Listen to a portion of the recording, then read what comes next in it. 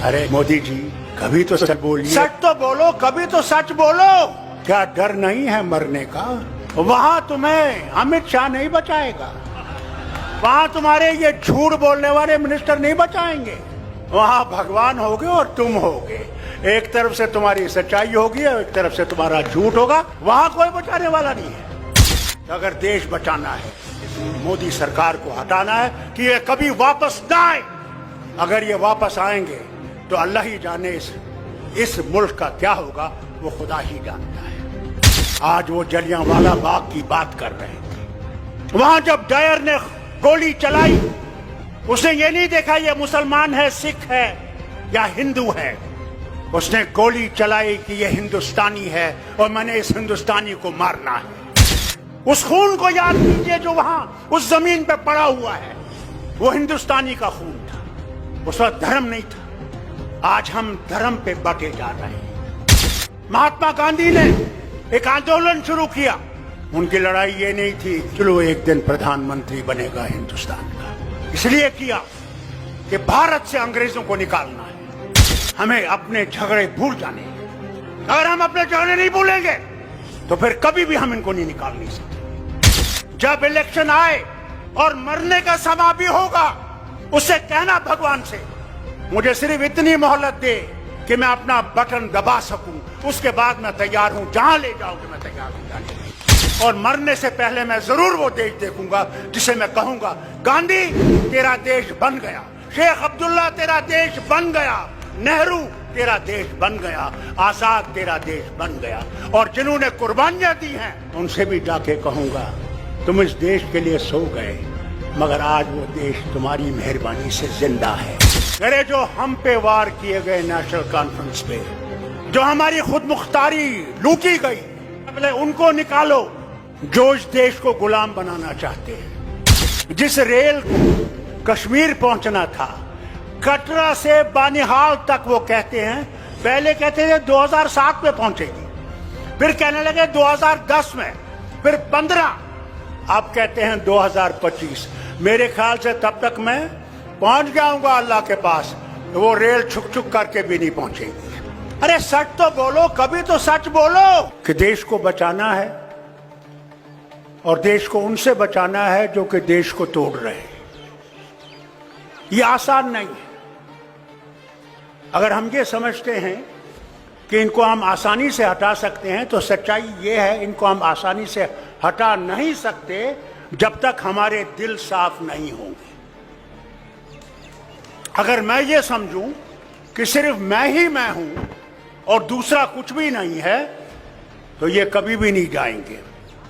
अमित शाह साहब ने सही कहा, 50 साल ये रहेंगे। अगर हम लोग जो यहाँ स्टेज पे बैठे हुए हैं और इनके नेता जो हैं, जब तक वो ये नहीं सोचेंगे अगर देश को बचाना है तो हमें अपनी जमात को भी कहीं ना कहीं कुर्बान करना है। अगर हम अपनी जमात को कुर्बान नहीं करेंगे और ये समझेंगे कि हम इनको हटा सकते हैं, तो मैं इनसे कहना चाहता हूं तुम गलतफहमी में हो। इस गलतफहमी को दूर करो। वो जमाना गया जब एक ही झंडा एक कोने से दूसरे कोने से लटकता था, वो जमाना गया। अरे जो हम पे वार किए गए नेशनल कॉन्फ्रेंस पे, जो हमारी खुद मुख्तारी लूटी गई, मैंने उसको साइड में रखा। मैंने कहा पहले उनको निकालो जो इस देश को गुलाम बनाना चाहते हैं, जो हिंदू को अलग खड़ा करना चाहते हैं, मुसलमान को अलग खड़ा करना चाहते हैं, सिख को अलग खड़ा करना चाहते हैं। आज वो जलियांवाला बाग की बात कर रहे थे। और जब मैंने वो डिबेट सुनी आज पार्लियामेंट में, और मैंने पहले भी सुना था और गया था जलियांवाला बाग में, वहां जब डायर ने गोली चलाई, उसने ये नहीं देखा ये मुसलमान है, सिख है या हिंदू है। उसने गोली चलाई कि ये हिंदुस्तानी है और मैंने इस हिंदुस्तानी को मारना है।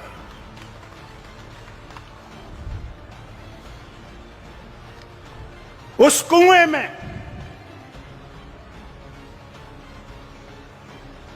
हमारी बहनें और हमारी माएं और हमारे बच्चे सिसक सिसक के मर गए। उस खून को याद कीजिए जो वहां उस जमीन पे पड़ा हुआ है। वो हिंदुस्तानी का खून था। उस वक्त धर्म नहीं था। आज हम धर्म पे बंटे जा रहे हैं कि कौन भगवान राम के साथ है और कौन अल्लाह के साथ है। महात्मा गांधी ने एक आंदोलन शुरू किया अंग्रेजों को हटाने का। ये नहीं कि मैंने कुर्सी पे बैठना है, इसलिए किया कि भारत से अंग्रेजों को निकालना है। उनकी लड़ाई ये नहीं थी कि चलो एक दिन प्रधानमंत्री बनेगा हिंदुस्तान का। आज हम ये सोचते हैं कि मोदी को निकाल के मैं प्रधानमंत्री बनूंगा। अरे पहले तो उसको निकालो, फिर प्रधानमंत्री की कुर्सी की सोचो। हम पहले ही प्रधानमंत्री बने।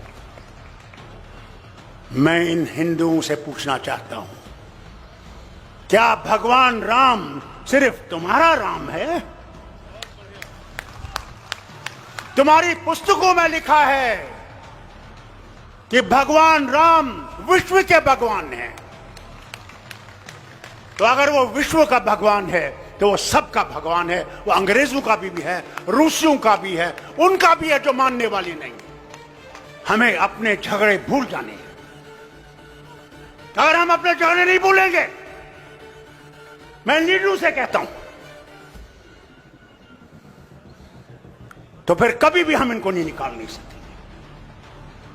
पहला कदम हमने उठाना है कि अगर हमने देश को बचाना है, पहले अपने आप को कुर्बान करना है। इस देश के लिए हमने कुर्बान करना है, कुर्सी के लिए कुर्बान नहीं करना। कुर्सी देश देगा और देश ही कुर्सी देने वाला है और देश ही कुर्सी से हटाने वाला है। अरे मोदी जी, कभी तो सच बोलिए कि हमारा हाल क्या है। जिस रेल को कश्मीर पहुंचना था, कटरा से बानिहाल तक, वो कहते हैं, पहले कहते थे 2007 में पहुंचेगी, फिर कहने लगे 2010 में, फिर 15, अब कहते हैं 2025। मेरे ख्याल से तब तक मैं पहुंच जाऊंगा अल्लाह के पास, वो रेल छुक छुक करके भी नहीं पहुंचेगी। अरे सच तो बोलो, कभी तो सच बोलो। क्या डर नहीं है मरने का? जो आया है उसने जाना है। वहां तुम्हें अमित शाह नहीं बचाएगा। वहां तुम्हारे ये झूठ बोलने वाले मिनिस्टर नहीं बचाएंगे। वहां भगवान होगे और तुम होगे। एक तरफ से तुम्हारी सच्चाई होगी और एक तरफ से तुम्हारा झूठ होगा। वही हाल मेरा होगा, वही शरद पवार का होगा, वही आपके मुख्यमंत्री का भी होगा। वहां कोई बचाने वाला नहीं है। जो करोगे वही बचाएगा। इसलिए उससे डरो, उससे डरो, हमारे से मत डरो, उससे डरो। मेरा ईमान है कि हिंदू इतना ही मेरा भाई है जितना मुसलमान है या सिख है या ईसाई है। मैं उस घर में पला हूं जिसमें था नारा हिंदू मुस्लिम सिख इतिहाद, यानी सब बराबर है, कोई फर्क नहीं है। आज हम लोगों को बांटा जा रहा है। इसलिए आपसे और इन लीडरों से अपील करता हूं, सब लीडरों से, कि अगर देश बचाना है तो हमें अपने आप को कुर्बान करके इस देश को बचाना है और इस मोदी सरकार को हटाना है कि ये कभी वापस ना आए।